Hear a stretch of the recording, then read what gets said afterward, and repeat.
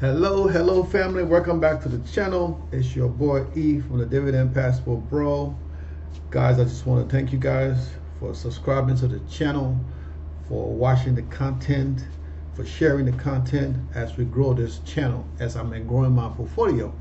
So I kind of went to the back end a little bit so you guys can see how well the channel is doing, how many are watching the videos, and all those good things.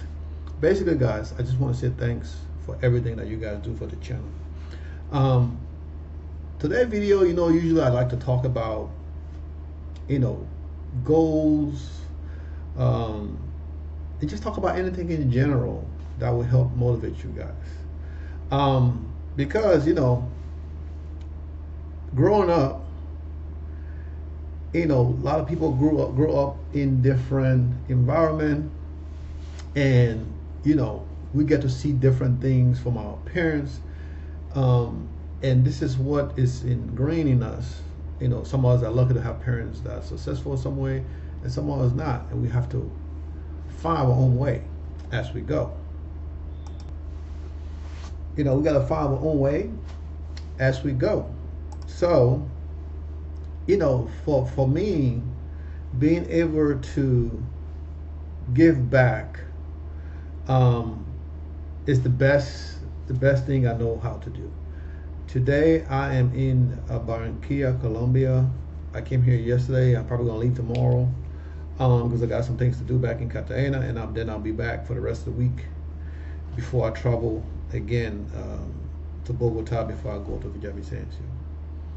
I say this to say is being able to plan for your future will allow you to do similar things to what I'm doing now, give you the freedom to live your life and not worry about money. Now, of course, not because you have money don't necessarily means you're going to be rich or successful, right? I have a lot of friends that make more money than me, but unbeknownst to them, I'm more successful than they are, right? And most of these guys are married. I'm the only one who's single. When I say single, I'm not married. But being blessed with finding dividends, investment, have changed my life from a financial standpoint, right? So literally, like now, what I'm in generating in dividends will be stuff I will be making from a second job, right? But in order for me to do that, I would have to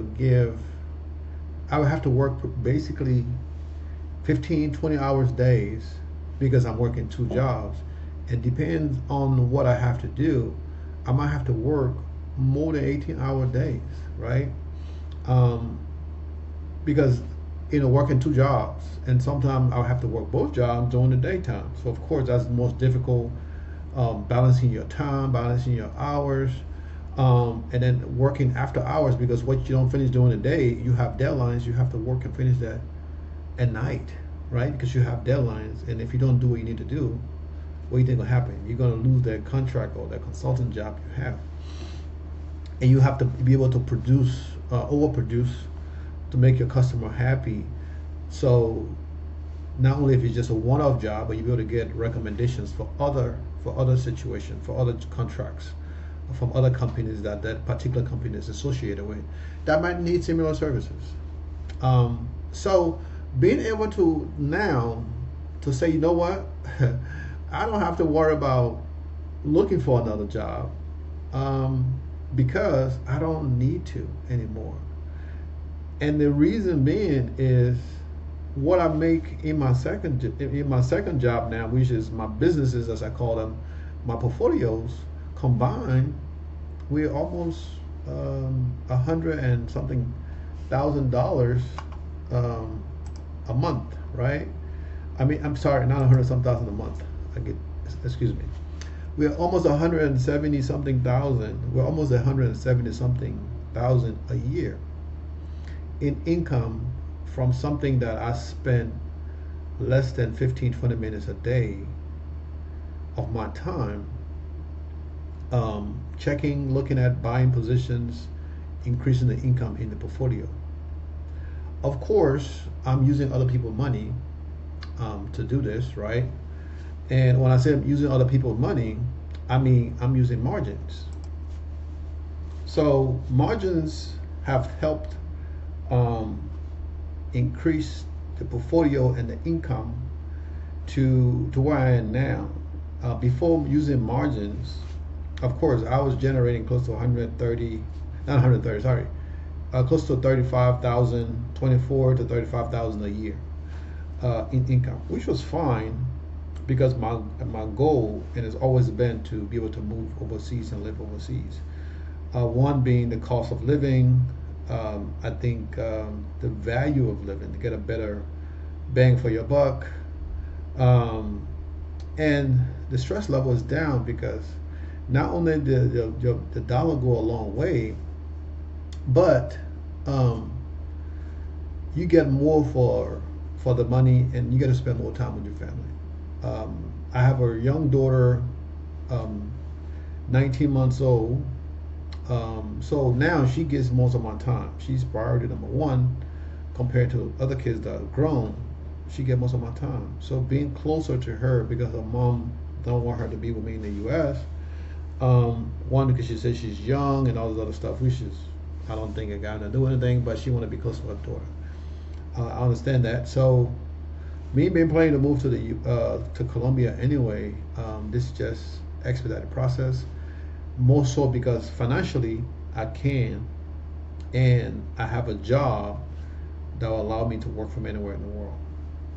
Now, those two things make it a lot easier, right? First, I have a job that allows me to work from anywhere in the world, so technically, I can move to Colombia tomorrow and be able to work um, every day like I do, and go to the U.S. maybe twice a year when I go for company meetings or the usual stuff.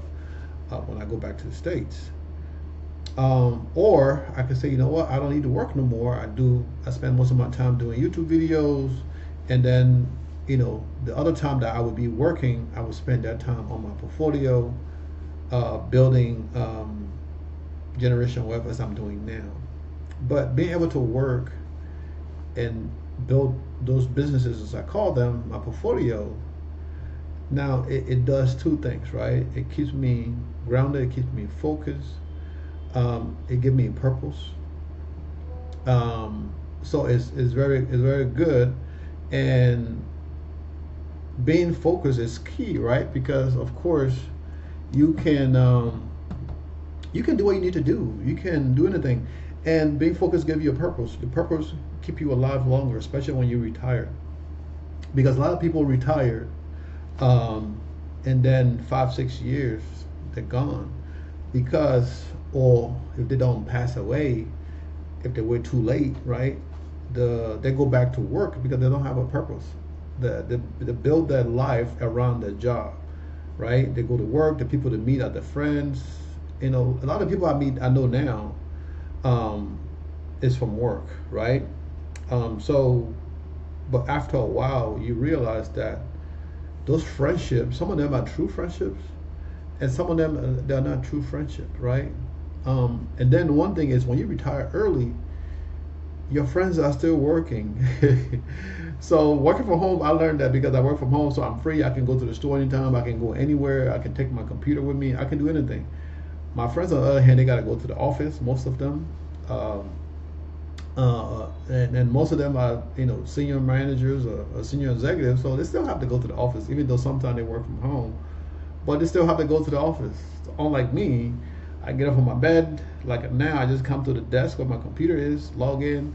While my computer is booting up, I go to the bathroom, brush my teeth, come back, sign into my different application, and start looking at stuff while I'm just brushing my teeth. But for them, they have to get up, shower, dress, maybe have breakfast, get in the car, go to an office. So being able to live this lifestyle, I mean, it's been a big deal for my growth, for my health, and I mean overall, my family, right, my kids. It's been key. Now, all of this is nothing if you don't plant the seed, right? If you don't plant the seed, if I didn't plant the seed for investment 5 years ago, almost 5 years ago, I wouldn't have done anything now, right? So this, all these 5 portfolios that I have that are generating income would be non-existent. I would have maybe my Roth IRA that I don't add here, and and my 401k, because I always had those, but I already put a lot of money into it like I do now when you learn. But that would be something I would probably pull money out of if I had an emergency because I didn't know any better. But when you learn to know that, hey, you don't put money out of those things, you let those money stay, you put it in good investment, solid investment that are going to build for you, especially if you plan on working 20 years or so, then that's good, right? But if you want to be like what I'm doing and have a passive income, right? I invest in real estate, and for me it's passive to a point because I deal with my tenant only when there's issues. I do random checks 3 times a year on my apartments. And this is in the contract, right? So they can say, oh, why you show up? No, it's in the contract. We're going to do random checks. Because if I go there and things not the way I think it's supposed to be, the place don't look, I see stuff running around that's not supposed to be there, and we spray this place, that means that person is nasty and we have to get them out of there. Because, one apple spoiled, they say one apple spoiled the whole bunch, right? So we're planting seeds. We're planting seeds so we can grow trees. These trees, in turn, bring us fruit. Similar to my investment, right? Real estate, same thing. Stocks, they're faster, right? If you need to buy a house, you need down payment, right? And that can be $3,000 or $4,000 depending on the price of the house or depending on the percentage. If you're paying on 5% or if you're paying on 20%. It can be a difference, right? Buying stock, depending on the broker, all you need is $1 to buy Microsoft, to buy Amazon, to buy Walmart, one of the favorite places that people shop all the time. I get stuff clothes from there for my daughter all the time. Especially those special they have these shirts and pants for $3, $3.99, sometimes $2.99, sometimes $4.99, whatever it is. I get her pajama set from there too. Target, all these different stores that you go to and spend money, and most of them the big company that are publicly traded. So understanding where you're putting your money is key, and what you're getting back. I was listening to something on somewhere a couple of days ago that said $1 go into the I can't even talk. The Jewish community, right? And that dollar circulates 12 times, something like that. $1 go into the Hispanic community, it circulate 10 times, right? And $1 go into the Black community, it circulate maybe 1 time. Because and what I understand from that is when we get money, the first thing we think about is bling, looking good. Whereas the other community get money, they look at investing, how to make that money bring more money, right? So this is the reason for this channel, right? How to take your little money you have. Now, it's okay to buy things, right?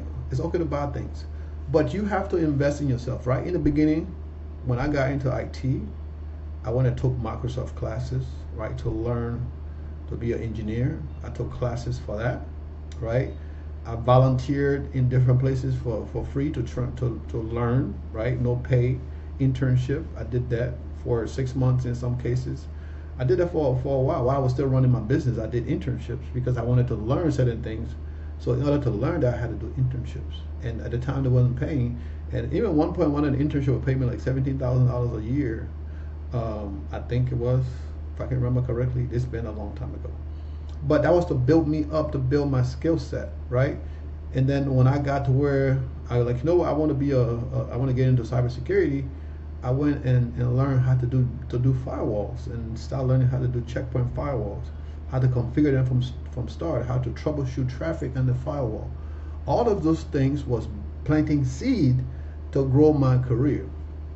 right? So if you can do all those things for yourself to generate all this income, now when you get the money, you can't show for you. You can't show it, right? Now I got into real estate because that's what I was.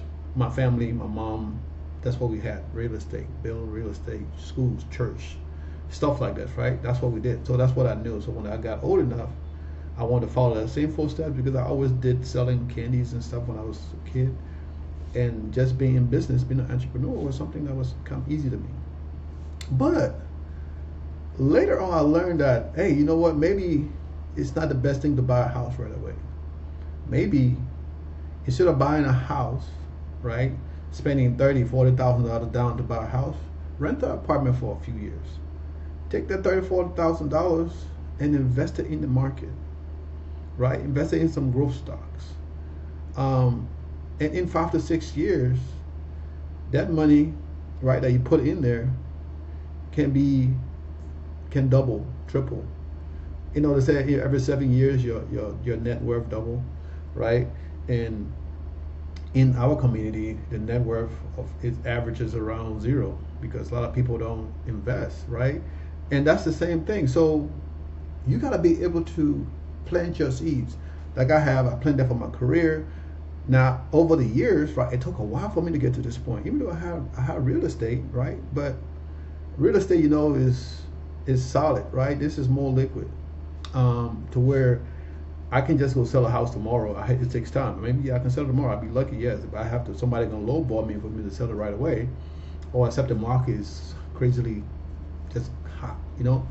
But with stock, I mean, you know, when the market is right, you can sell. But with dividend, I don't really have to sell anything. I just collect the income, and you know, the stock it's growing, right? It's growing in price, so there's growth. And I don't have to do nothing but collect income. So with what I have now, I mean, I can live off of that. My daughters can live off of that forever, and we'll be fine, you know.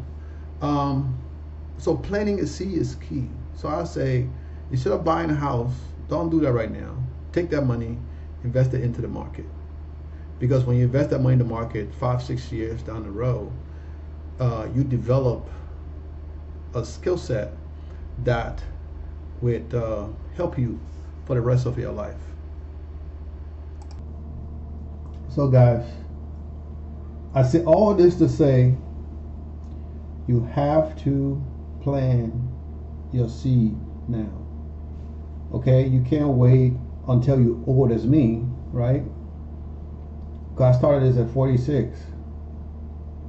Okay, so you can't wait until you're my age to start investing the way I did, right? I always, you know, put money in my 401k and match, and until I really started investing into the market, I never really put the full amount into my Roth.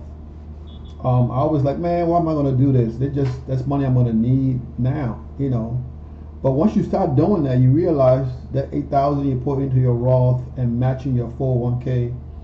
I mean, it's almost at 8,000 now, I think, for me. So, but for you guys younger than 50, I mean, it's like 7,000 a year that you can invest because you already paid tax on that money, and you don't have to pay tax on that money again. And I'm sorry about the video. It's looking kind of blurry because for some reason when I paused the video and came back in, I had to lock my computer.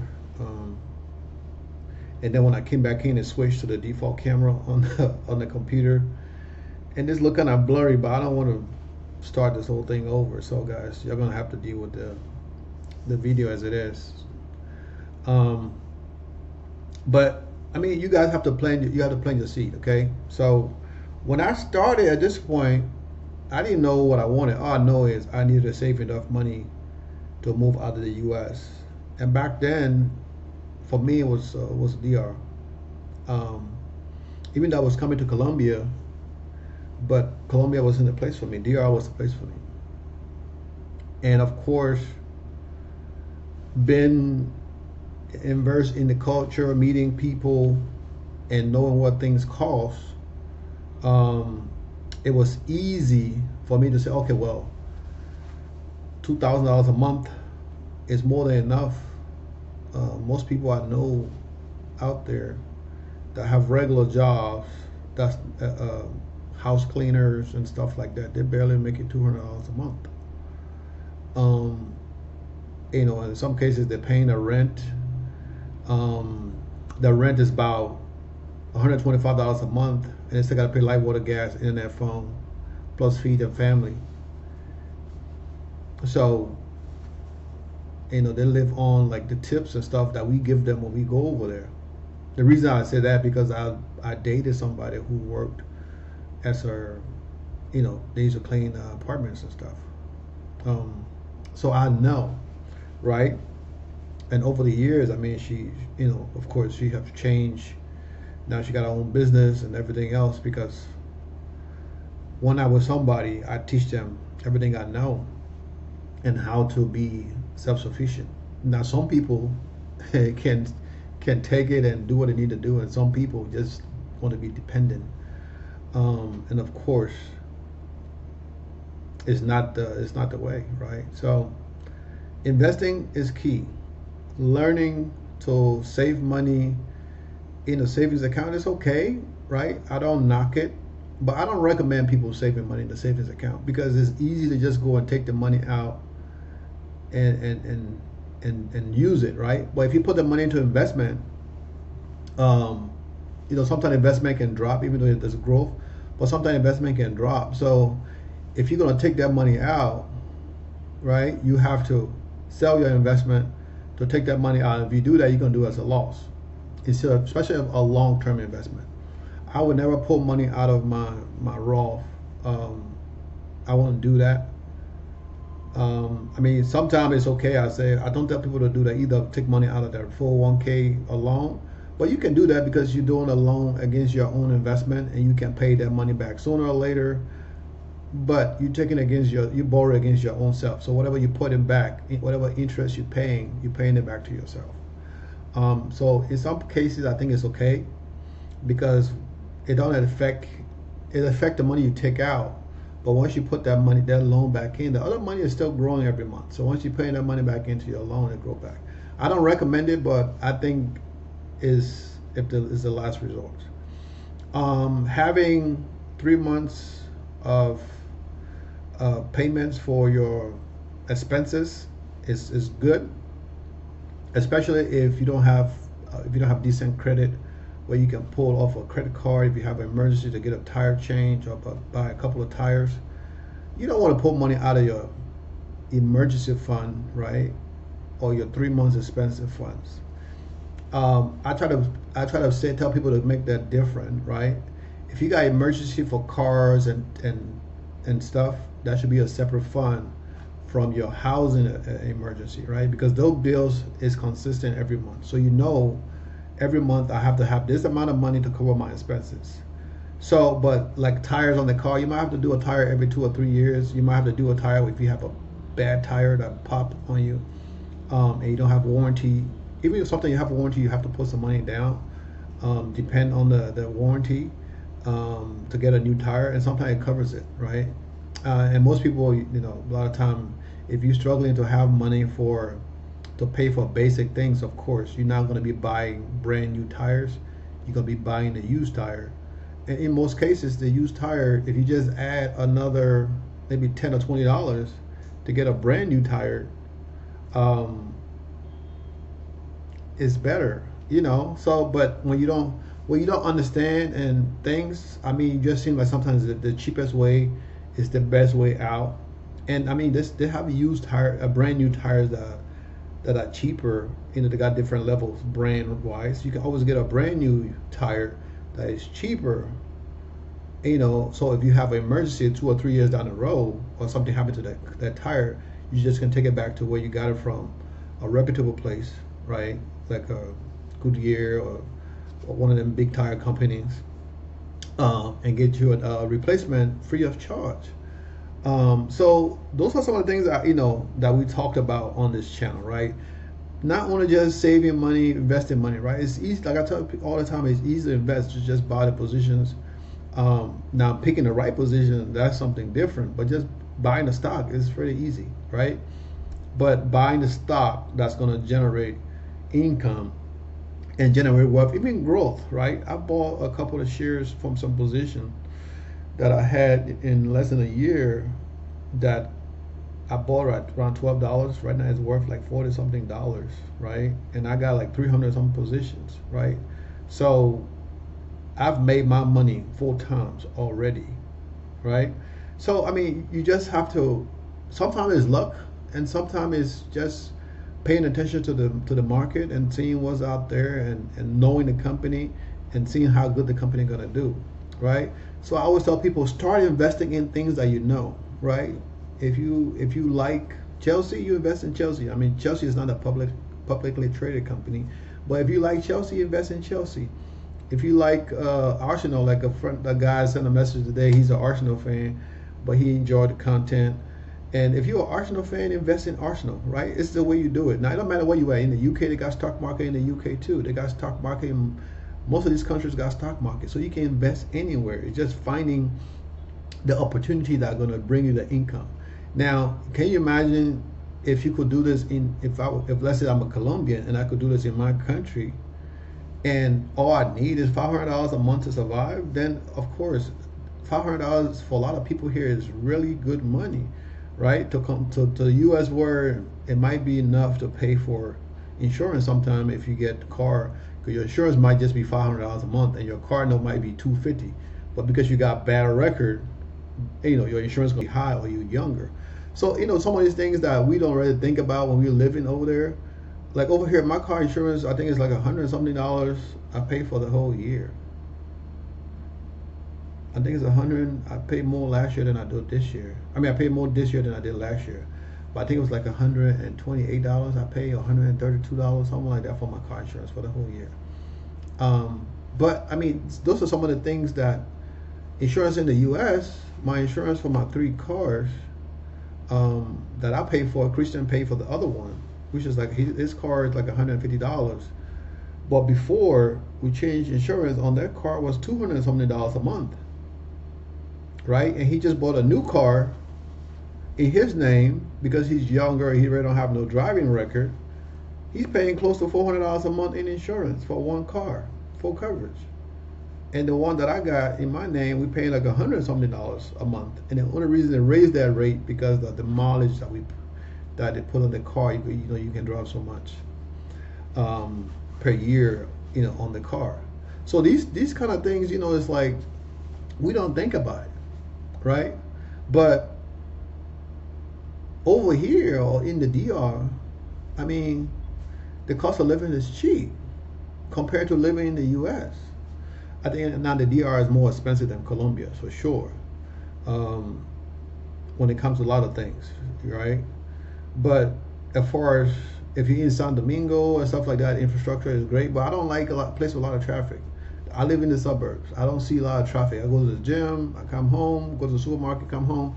I don't see a lot of traffic except I'm going downtown or going visit my friends or something like that. I don't really deal with traffic, right? So big cities is not for me. I like smaller cities.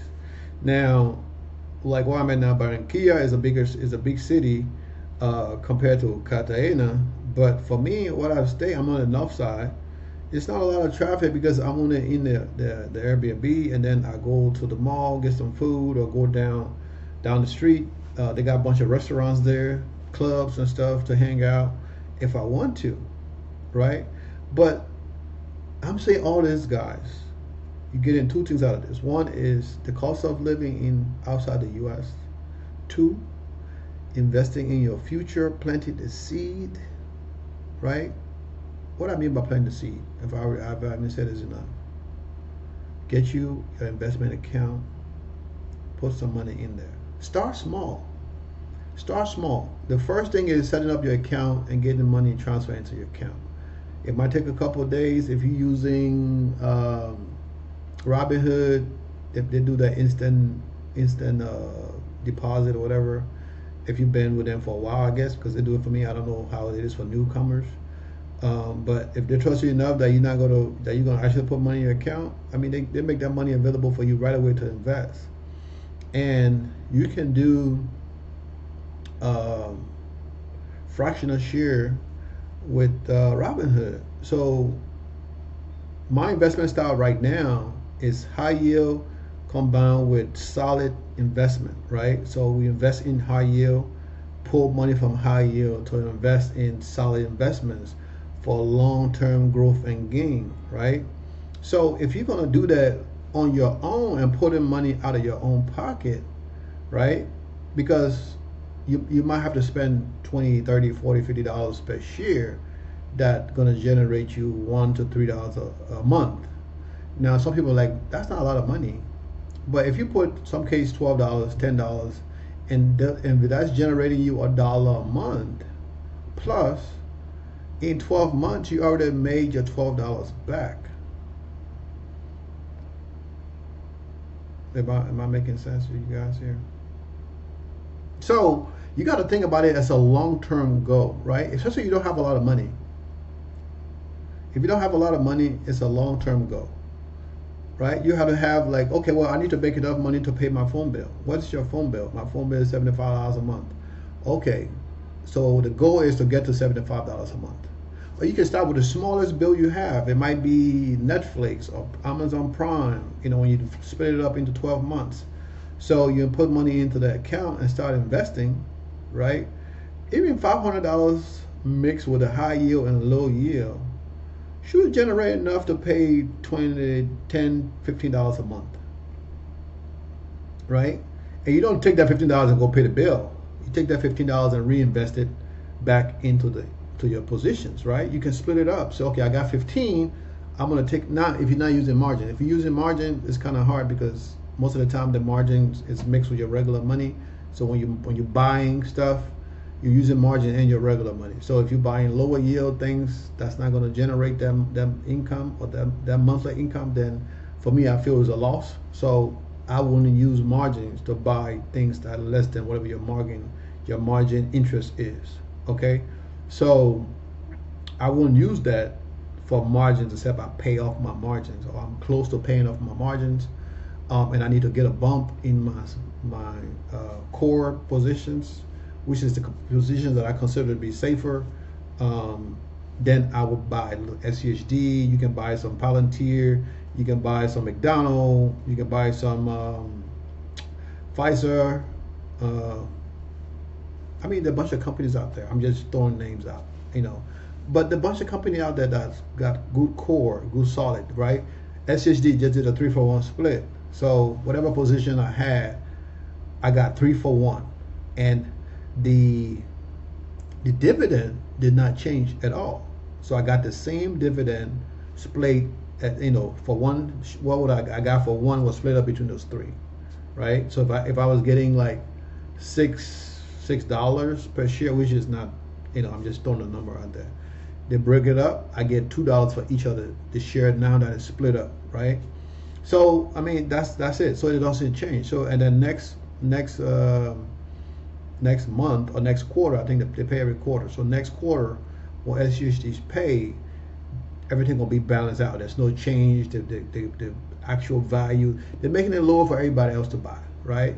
So now that if you start buying again, and then maybe 5 years from now or less than 5 years, if it get back to $80, $90, they're gonna do another split, right? So now your 5 or 6 shares, hopefully you have more than 5 or 6, and they do a 3-way. Now you got 15, or 20, So this is how you get growth. So, and the thing about this, right? If you follow my lead, follow what I'm suggesting to you guys, and do this as I'm suggesting. When I do my consultations, I tell people to do. You got to make this part of your daily routine, like your everyday thing, like brushing your teeth, like using the bathroom, going to the supermarket, buying groceries.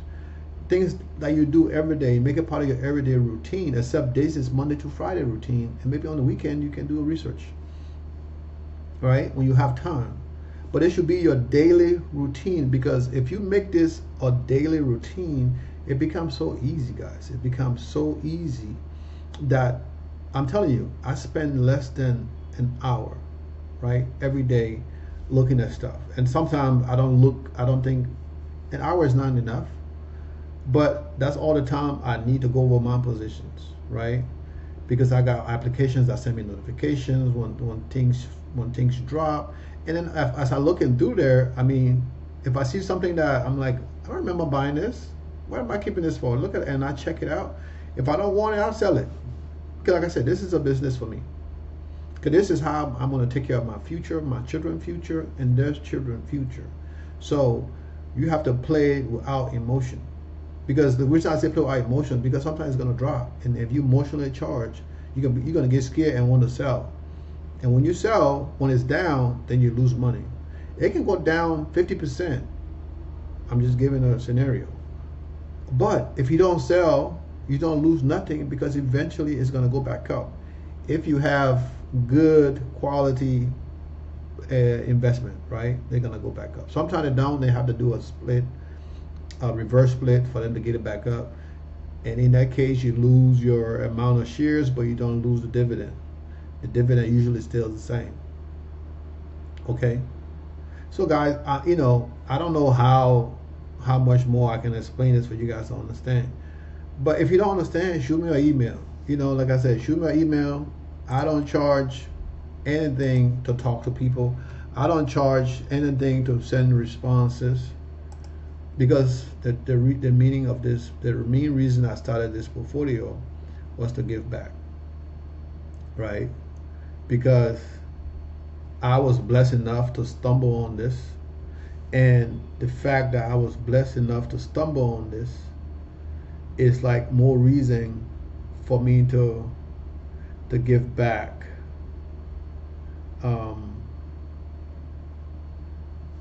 For me to give back to the community, right? Because like I said, if somebody had taught me this when I was in my 20s, man, I don't even know how much money I would have in my investment account right now. It would be like crazy how much money that I would have invested in my portfolio right now. Now, in all this investment, right, you don't see my kids' portfolio. You don't see my Roth portfolio, my 401k. You don't see that. Now, that's added into my net worth, right? That's added into my net worth, but you don't see that on this channel. The reason being is because I can't pull that money until I'm 59 and a half. Now, when I get to 59 and a half, my Roth is going to be added to this. If I'm not working by that time, everything I have into 401k will be put into RA and then transfer into my Roth. Now, of course, I do YouTube, so that's a business. So eventually, I'm about to set up accounts for my business so I can put retirement money into that also. So there's another way to invest, right? They call it the individual Roth or something like that. I think it's like SEP or something they call it. But I just started looking into that, and I can put money into that also as an investment, because I'm a business owner, so I can invest into that. And of course, the best way I will invest, even if I do a 401k for my business, which I'll be putting money into that, it's going to be a Roth 401k. So I'm paying the taxes up front. So when I need to take that money out at 59 and a half, I don't have to pay taxes on it again, right? And this don't count Social Security, because I'm a high income earner. So of course, I'm going to get whatever the max Social Security paying. Now, I'm not going to wait until I'm 67 years old or whatever the old age is to collect Social Security. Because you work hard, you put money away all these years, and then a lot of people wait until they're 67, and then you start collecting Social Security, and then 8-9 years later you die, and you only collect for 8 years or 9 years. No, then the government get that money. No, I'm gonna start collecting. If I could start collecting now, I'll start collecting it right now, right? Because all the money I put in, I'm not gonna get all that money back. But in the meantime, between time, like I always tell you guys jokingly, the Social Security is my Lambo fund. Social Security is my limbo fund because for real, if I'm getting $2,500 a month from Social Security, I can get me a Urus. I can get me a $200,000 Urus. I'll pay for that with Social Security money. You know, I mean, if I still in the U.S., yeah, definitely, I can be rocking the Urus. I can do like everybody else do. I'll be balling, out of control. But I don't need that. A car doesn't complete me. I drive my 95 Mustang. I drive my 2007 Mercedes Benz. I be rolling that sucker. I haven't washed it. I just washed it the other day because I haven't washed it in almost 6 months. I keep the inside clean for the most part, but I haven't cleaned the inside either because I be hauling cement, wood for the house, doing work on the house. I haul everything in that car. That's why I had to get a newer car, and I got the Tesla. And my Tesla been sitting in the garage almost 2 months. And I bought it less than a month and a half ago before I left. So I've made 2 payments on my Tesla since I bought it.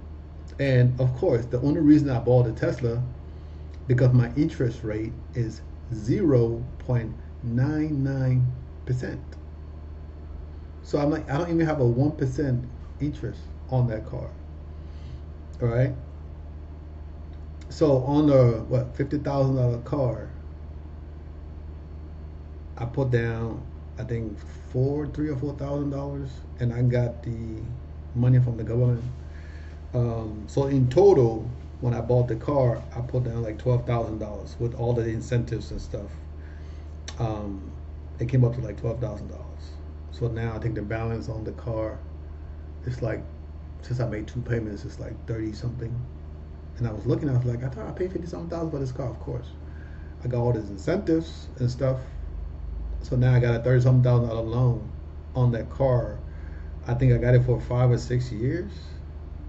But it's like the loan is like all principal. I'm not really paying nothing on interest. And being that I don't drive it that much, I'm gonna have it till the warranty for the years compared to the miles, because I don't drive it that much. But guys, I don't want to talk about cars because I love cars too. But I'm saying all this to say is, planting your seed, you can be better than me because I started late. But imagine if you start at 25, if you start at 30, even if you start at 40, if you start at 40, you still have years, right? You still have 6 years ahead of me. If you start at 40, for me starting at 46, right? For me starting at 46, if you start at 40, you still have years ahead of me to get to where you need to be. So we're gonna go back over it one more time. Open your account, put money into your account. Start with $10. Just start with $10 and make that. You're not gonna miss $10. I don't think you're gonna miss $10.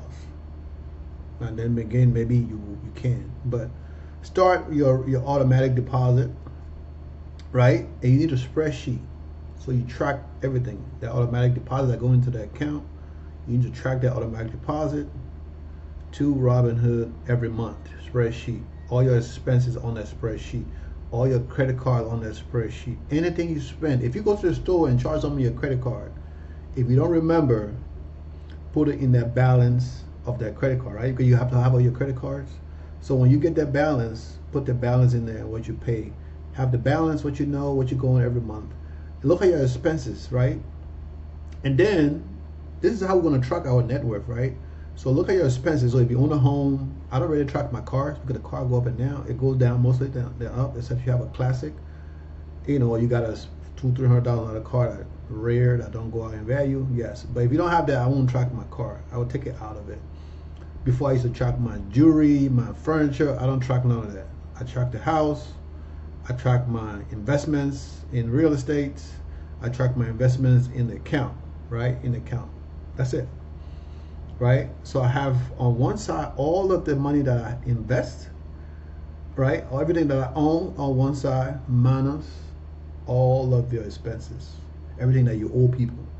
So you might own maybe $20,000 worth of stuff after you calculate your net worth. But then let's say if you have let's say you have 50,000 coming in, right? Your total asset, everything, the total asset is 50,000. This is how we're gonna do it. Your total asset is 50,000, right? But what you owe is, let's say, 20,000, right? So now your net worth is 30,000, right? Because everything you have, your total asset, income, everything can get together is 50. But you know, when you subtract what you owe out of that money, right? You got 30,000 left. So now your net worth is at 30,000. That's how we track net worth. Okay? Everything you own minus the debt. That give you your net worth. Okay, guys? So now once you get that number, of course, for me, that was like a light went up in my head. That's why I tell people, use Empower. Connect everything you have to Empower. It tells you your bank account, all that stuff you connect to Empower. It's in the link below. It's free, right? You don't have to pay. They're gonna call you, but you don't have to buy anything, right? But it's a free app that I just use it to track my net worth, and sometimes it helps me tell me what I spent last month or the month before, and that's what I use it for. That's the only thing I use it for, right? They can invest for you also, but that's on you if you want to do that. I don't recommend it because the money you're giving them, their percentage, so invest for you, you can invest that money yourself. So guys, I know I've been jumping over trying to get a lot of things in here. So you need Empower to help you track your net worth, right?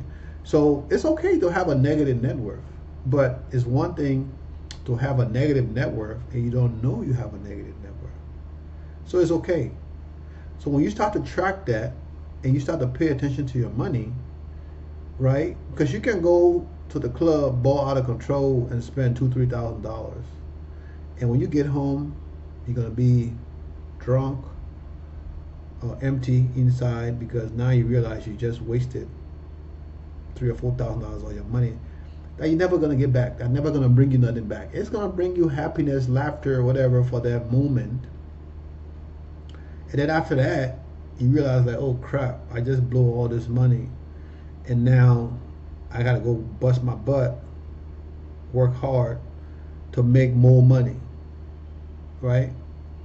For me, I get joy out of looking at my account every morning and see the dividend, the dividend position that I bought before being calculated into my tool to tell me how much more money I'm gonna get at the end the next 12 months, right? Me logging into my portfolio before the market opened and seeing the extended hour, early hour, if my portfolio is going up or down.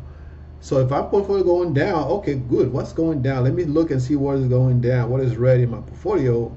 If it's something I need to buy, then I will buy it. Especially if a high yield. If a lower yield, then no, because everything is margins. I'm not gonna waste money. But if it's down enough and it's something I want to keep, to hell with it. We'll get the growth. We'll make up on the growth. You know, and then I will spend that margin money to buy that, right? But it's all about growing the portfolio because I'm not buying things to sell. And now, if I have something I don't like, eventually I'm going to sell it, yes, because I feel it's a waste of time and money. But the goal is not to sell anything, right? We plant these trees, they start to bear fruit, and this is what we live off of forever. And if you do this right, and put the high yield money into low yield and reinvest some money back into the high yield, you continue that's like fertilizer, right? You put fertilizer on the grass, it grows so fast, and you go back and cut it, right? And we get a little bit of rain, the grass grows because you're fertilizing it, and you go back and cut it, and it looks so beautiful. And people are like, Edwin, how you get your grass to look so good? It's just that fertilizer with some water or the rain and make the grass grow. So it's the same thing, right? If you get the analogy, you get the high yield money, you put some into the lower yield, you put some back into the high yield, and that high yield income go up, the lower yield income go up too. It don't go up as much, but it goes up almost evenly because you're reinvesting into both. But the more money you're getting coming from the top, And when your reinvestment is set on a lower yield, that it automatically reinvests, so you don't even have to do nothing other than buying manually. Guys, this is the easiest way to get rich. The easiest way to get rich. I wish I knew this sooner. But this is the easiest way to get rich. Right? I mean, you can go do real estate, you can buy a house, flip it, spend 3-4 months flipping it, right? You have to pay all that money, get a loan, do all that stuff, and take 3-4 months. But can you imagine if you take that same amount of money you're gonna do to flip that house and put it into the market and follow my strategy? In 2 to 3 months, that money that that $30,000 you're gonna make when you sell that property after you spend all that time and money into that would take 6 months up to some time to sell the property. Except you selling it real low at a discount, then it will go fast. But other than that, you're gonna carry that for a little bit, and you're gonna be carrying that, and then the longer you hold that property, the longer the debt go up on the property. And then you lose come from your profit, right? But if you take that income, put it into that portfolio, and even if you're not using margins, you take 30 grand right now, invest it into high yield. You pick maybe 6 positions, right? The 2 pay weekly, and then the 4 that pay monthly pay monthly, but they pay first week, second week, third week, fourth week. And then you get 4 to 6 core positions that pay anywhere from 3 to 10%. And then you move money, right? When you get that payment, because if you put $30,000, most of it into a higher yield position, that's what we're gonna start, right? We're gonna open one, so you can have your core. But if you put $30,000 into a high yield account, that some of them generate 100%, some of them 80%. Returns, right? In the first month, with that amount of money, well, the first month you might not, depending on when you buy. If you buy before the dividend date, you're not going to get any money. But if you buy before the dividend date, you're going to get money. If you buy after, you got to wait till the next go around. So if you buy weekly before the dividend date, of course you're going to get money for that week. If you buy monthly before the dividend date, you're going to get money for that month. But if you spend 30 grand, depending on what you buy, that 30 grand should bring you anywhere from $2,500 a month. Now, if most of that money into the high yield. Now, if you get $2,500 a month, the strategy I'm telling you guys is split that back into a third, right? Especially if you don't need to put money out, you split it in half. Or I would do 1,000 into my lower yield, spend 1,500 back into my high yield. This without margins. 30 grand will give you about close to 2,500 a month without margins. So if you get that money, that means every month you are investing $1,000 into your lower yield. So within a year's time, you're getting $2,500 a month. Within a year's time, you already made that $30,000 that you invested because of the income that is coming in, right? And every month that's going to be growing every month. Keep in mind, because you're reinvesting $1,500 back into the high yield positions.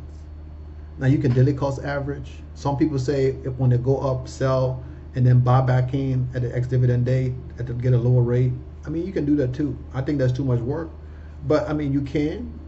If you got something that you have gained $7,000, $8,000 in gains because of they went up, yeah, you can sell and then buy back. Use that money, that $7,000 or $8,000 in growth, when it dropped to wherever you want to be comfortable, then you can buy back in.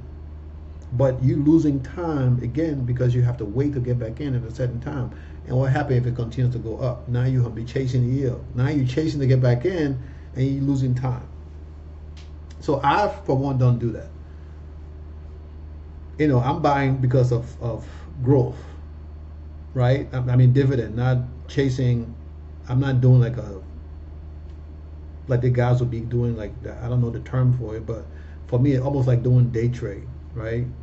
Selling multiple times. I barely sell things except if I buy something I have for a while, doesn't work, and I sell it. But I'm not selling it because I need to buy back in. If that's the case, we buy these high yield companies because they do options. I don't know how to do options, so I don't want to waste my time stressing myself out by options. I just put my money there. If they're doing good, I keep them. If they don't doing good, I get rid of them and get the next one.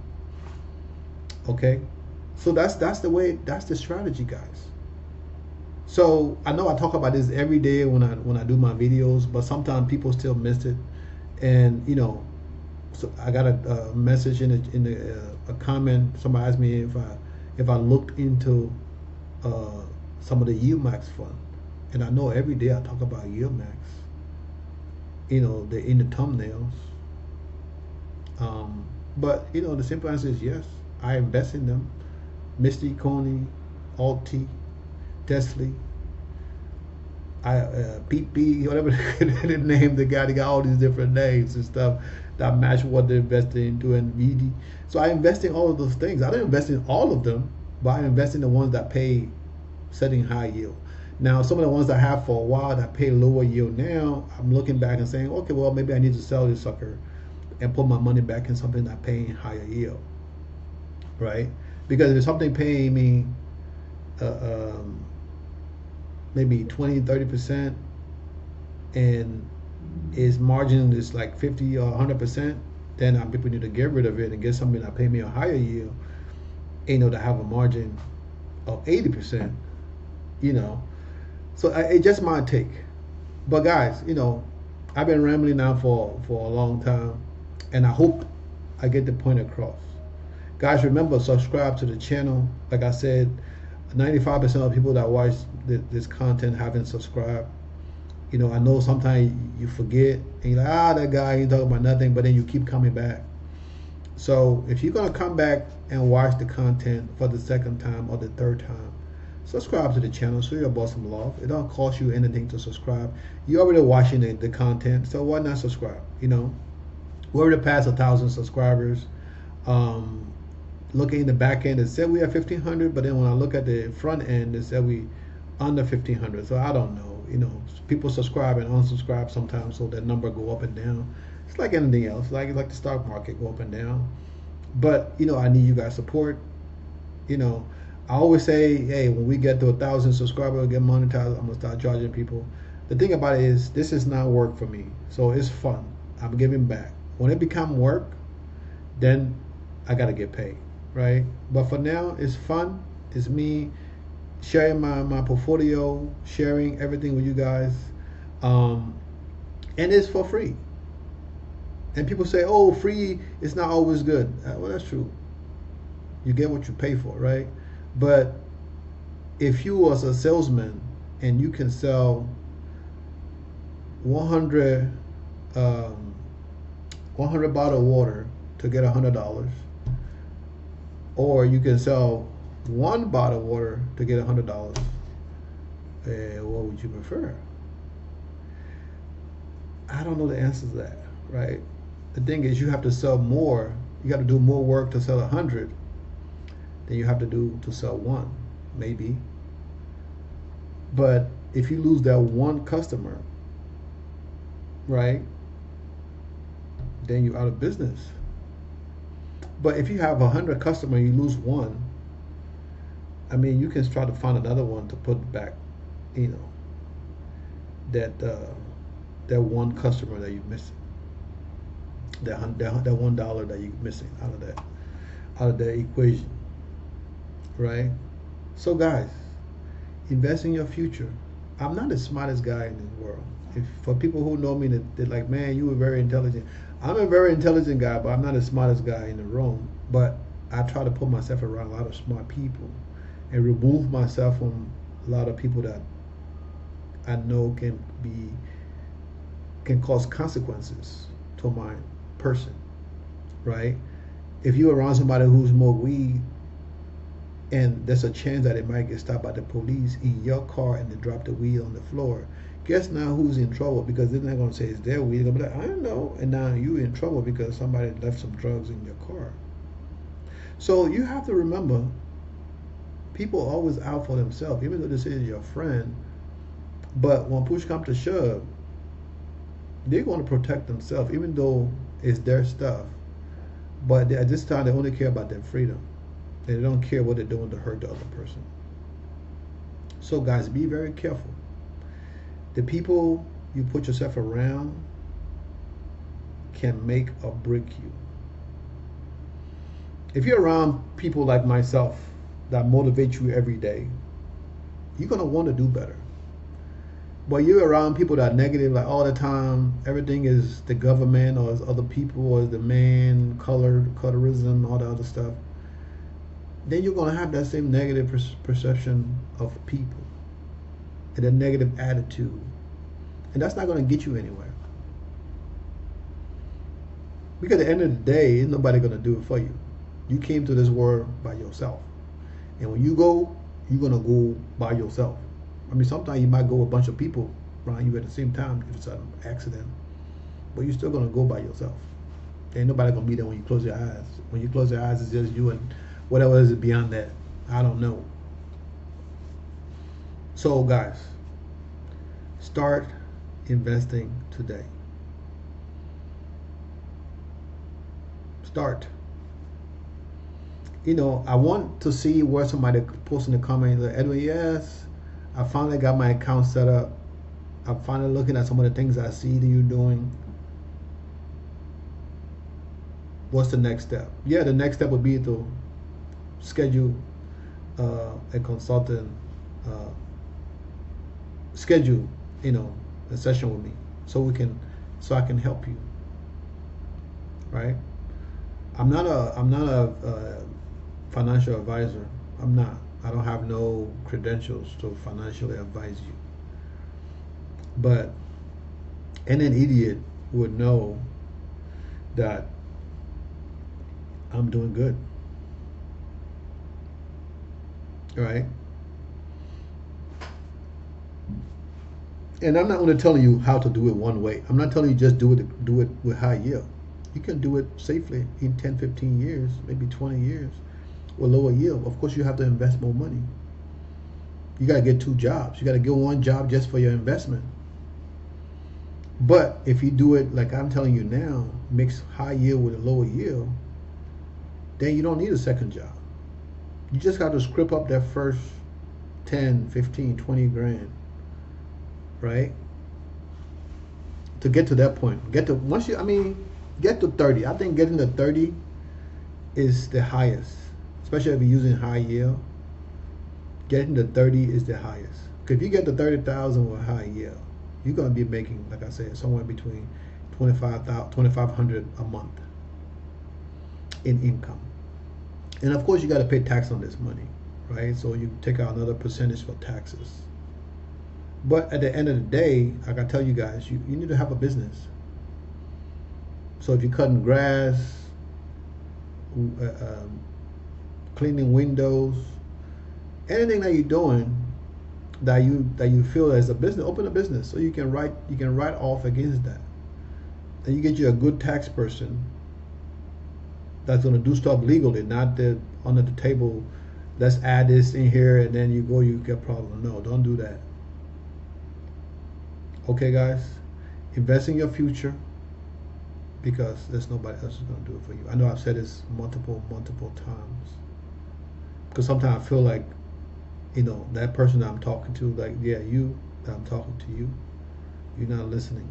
You're like, oh, I'm going to wait till tomorrow. Well, tomorrow is Monday. I think it's a holiday in the U.S. I don't know. I know I got to work, so it's not a holiday for me, but I'm going to take tomorrow off. Got stuff to do.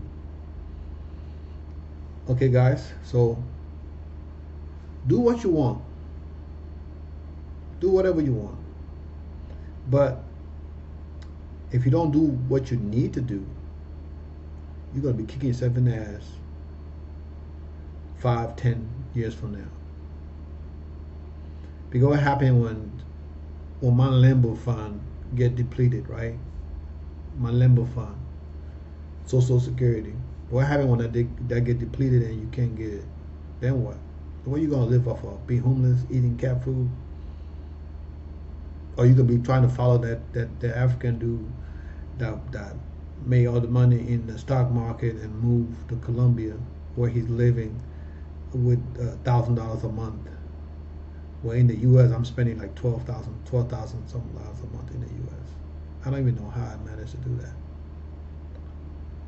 But that's my expenses every month. Some months it's more, but on average, it's about 12 grand a month. That's including U.S. and Colombia. But 10,000 of that is in the U.S. I know I was telling you all my business, but I like we family. You know, so I don't keep cash. I don't keep cash. I told you, I used to have money, three months of expenses. I don't do that anymore because I got credit cards.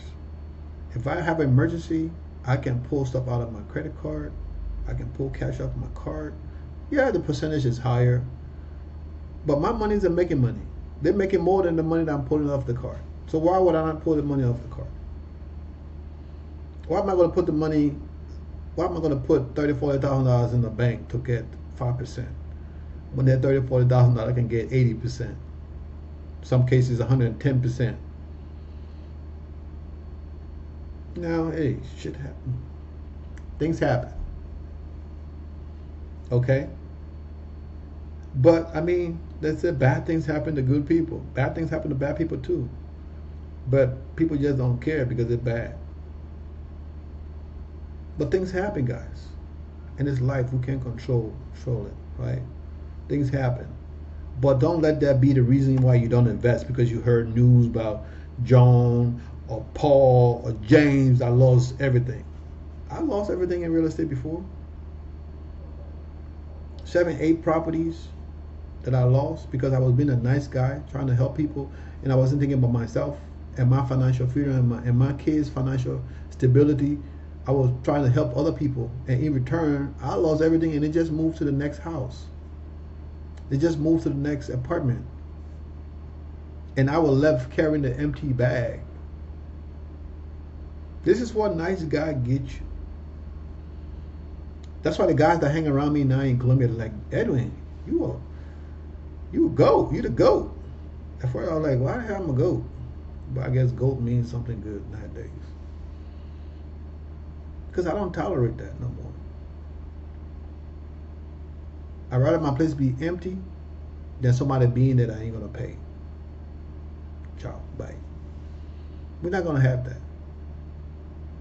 So guys, don't buy a house. Take that money you trying. I know you love. Everybody want to have a house. Yes, you buy a house. There's more taxes. There's stuff you got to pay that you don't pay when you're renting. That they don't tell you about. Especially when you buy a new house, right? You might get the little $1,000 taxes, but once those buildings is completed the next year, when they do an assessment, your tax can go from $500 to $3,000-$4,000. Now, if you just barely making it, how are you gonna afford to pay those taxes? So what next year? You'll be selling the house, and you might get some money depending on the time of the market. You got to pay real estate taxes. You got to pay the agent another 3. If you got 2 agents, you got to pay 6%. Depending on your negotiation skills, you're still gonna have to pay some, maybe 4%, but mostly 6%. Go between the 2 agents, right? And then you got to pay whatever profit you made of that money. You got to give some back to your uncle. You know your Uncle Sam. Yeah, the tax man. He's gonna collect too. So you'd be lucky just to have what you put in. Yeah, real estate's going up every year. From when I bought my house to what it is now, it went up like 3 times in value, 4 times in value for what I paid. Right? But that don't mean you're gonna go put yourself in more problems by buying a house. Take that money, follow this strategy, put it into the market. In 5 years, right? In 5 years, you're gonna have more than $500,000 in stock market. Now you can take cash. You can take half of that and go put down 50% on a house, or pay have your house built. It's going to cost you less money to build one than to go buy one. And you'll be on your own land, whatever you want to be. You can finance a land. You can buy land, 50,000, 20,000, 10,000, whatever you can afford to buy land, and build your house.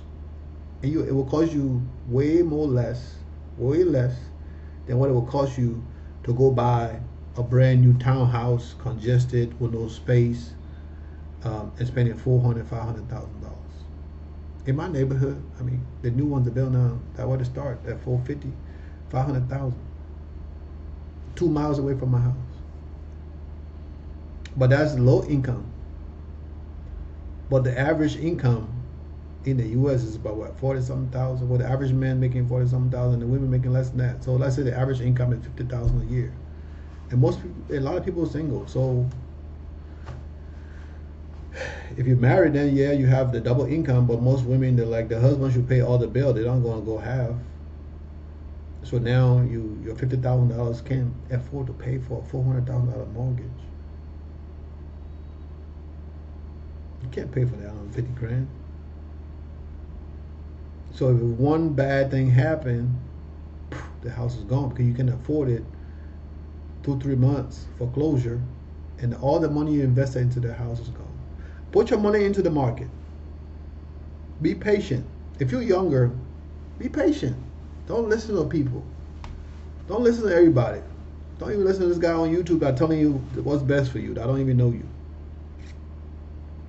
Okay, guys? Oosh, I've been talking for over an hour. Sometimes I'll be surprising myself, because when I get on the other channel with what's his name, Uncle Jay and Cam and all the other guys and Ronnie, I don't even be talking too much. I just be there mostly listening and laughing. Okay, it'd be so funny. But when I get here, I can sit here and talk for an hour, and I'm there, I'm quiet. I might say 20 things on the 2-3 hours call with those guys. But guys, invest in your future. You know I love you. Everything I say today is from the heart, right? If I misspoke about anything, comment, send me an email, and I'll come back, and if I need to apologize, I apologize. But that ain't gonna happen. But I'm just saying, if I need to, I will. If I hurt your feelings, I'm sorry, but do what's best for you. Do what's best for your family, because nobody else is gonna do it. Okay, guys. So have a blessed Sunday. Today is what? October the 13th, 2024. It's 5:16 right now p.m. in Barranquilla, Colombia. And the Dividend Passport Bro has spoken. So sooner or later, we're going to be bringing some guests, and we're going to switch this Sunday thing to live, right? I want to start doing live, but I'm going to wait until we get monetized. I mean, I'm enjoying the flow of the channel right now. I haven't gotten anything, or anybody tell me to change anything, or you guys want to see something different. So this is what got us to where we are now, and we're gonna keep doing it like this. Okay, I'm sorry about the camera, guys. I didn't want to stop the video and start recording again and try to put 2 videos together. It's a little blurry, but you guys can understand everything I'm saying. So stay blessed. Continue to invest in your future. I love you. Have a blessed day. Because right now I'm about to chill out, watch some television, and enjoy the rest of the evening, and go get some food later on. Guys, I love you. Stay blessed. Happy investing. Peace.